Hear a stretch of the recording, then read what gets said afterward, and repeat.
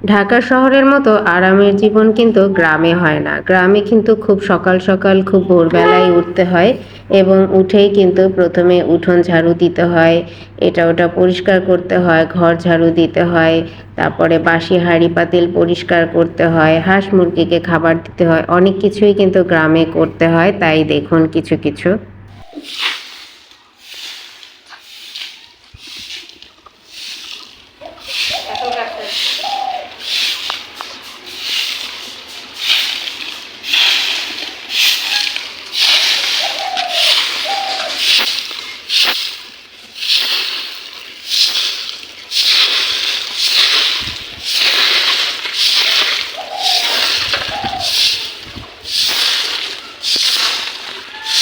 সকালবেলায় আমার শাশুড়ি আম্মা গিয়েছে সবজির বাগানের, তো সবজি খেতে। তো আমি এদিক দিয়ে কিছু রাইস কুকারে ভাত বসিয়ে দিলাম আর একটু ভর্তা টর্তা করবো, এগুলোই রাইস কুকারে বসিয়ে দিলাম। তো অলরেডি মোটামুটি হয়ে গেছে, আবার একটু কিছুক্ষণের জন্য ঢেকে দিচ্ছি। আলু সিদ্ধ হয়ে গেছে, এখন এই আলুগুলোকে সুন্দর করে ছুলে নিব ভর্তা করার জন্য। তো আলু ছুলতে কিন্তু বেশ সময় লাগে, তো একে একে করে সব আলুগুলোকে ছুলে নিচ্ছি ভর্তা করার জন্য। গতকাল রাতে একটা মাহফিল ছিল যেখানে বাড়ির পাশেই, তো মাহফিলে আমার শ্বশুর আব্বা গিয়েছিলেন। তো কিছু পরিমাণ খিচুড়ি নিয়ে আসছিল, তো রাতে আর আমরা কেউ দেখি নাই, তো সকালবেলা যেহেতু, তো আমি ভাবলাম গরম করে রেখে দিই, যার খাওয়ার মন চায় সে খেয়ে নেবে। তো গরম করতে আসলাম, তো আমার ছেলেটা আসলে সুন্দর করে আমাকে ভিডিওটা করে দিল।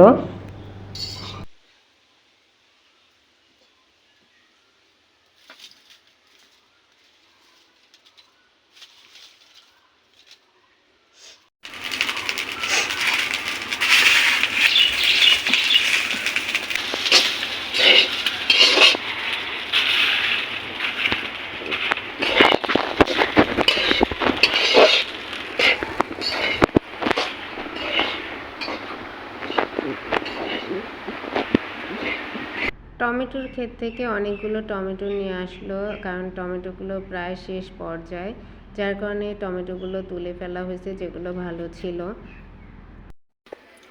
বাইরে রান্নাঘরে রান্না করছি, অন্যদিকে আমার শাশুড়ি আম্মা আচার দিয়ে গেছে খাওয়ার জন্য। সকালের খাওয়া দাওয়া শেষ করেই কিন্তু আবার দুপুরের রান্নাও করতে হয়, তো আমি রান্না করছিলাম, সাথে বসে বসে এটা ওটাও খাচ্ছি। এখন কিন্তু বড়ইর আচার খাচ্ছি। বড়ইর আচার কিন্তু খুবই মজা, যেটা আম্মা দিয়ে গেল। আসলে মা তো মাই, আর শাশুড়ি মা যদি হয় মায়ের মতো, তাহলে শ্বশুর বাড়িতে আরাম আয়েশের কোনোই অভাব নেই। এবং কিছু ডাঁটা, সজনে ডাঁটা খাচ্ছি।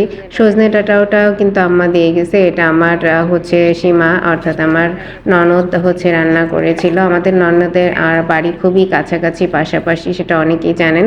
যার কারণে হচ্ছে কন্টিনিউ কিন্তু আমার ননদের বাড়ি আসা যাওয়া হয়ে থাকে, এবং ও যেটাই ভালো মন্দ রান্না করে। আর যেহেতু সজনে ডাঁটা মাত্রই ওর গাছে নতুন হয়েছে, সজনে ডাঁটা প্রথমবার রান্না করেছে, তাই সবাইকে একটু একটু দিয়ে খাচ্ছে। তো আমি রান্নাঘরে কাজ করছিলাম, তো আমার কাছে দিয়ে গেল, তো আমিও বসে বসে খাচ্ছি আর রান্না করছি। তো হঠাৎ মনে হলো যে না, একটু ভিডিও করে নেই, কেমন হয়। তো এক এক করে এখন আবার রান্নায় চলে যাব। আমার কিন্তু খাওয়া দাওয়া শেষ। এখানে আমি রান্না করছি, আজকে একটু মুরগির মাংস রান্না করব।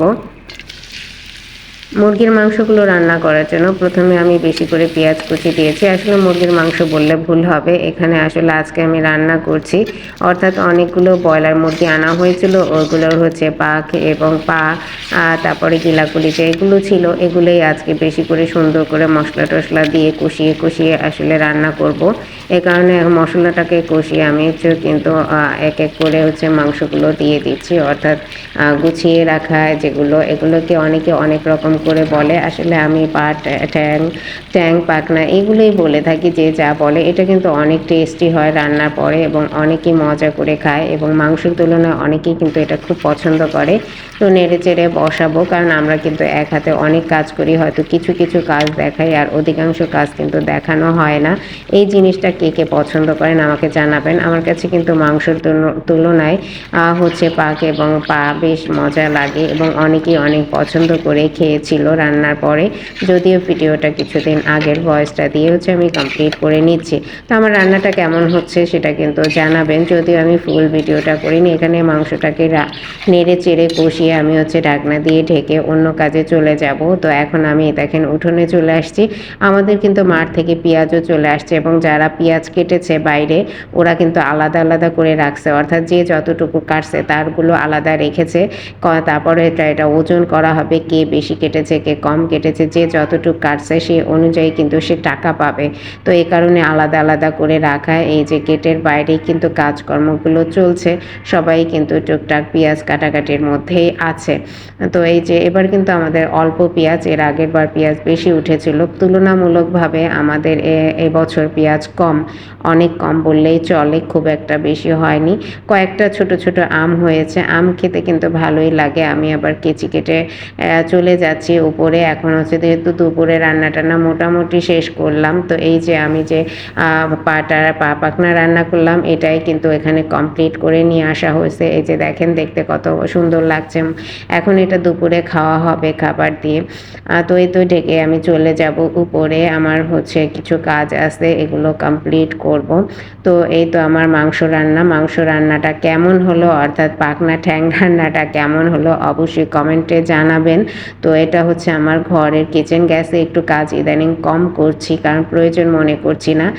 বাসায় আসলে গ্রামে এসে আমার হচ্ছে সাধারণত লাকড়ি চুলায় রান্নাটাই আমার বেশ ভালো লাগে, জানি না কার কেমন লাগে। আজকের মতো কিন্তু বিদায় নিব, সবাই ভালো থাকবেন, সুন্দর থাকবেন, আল্লাহ হাফেজ।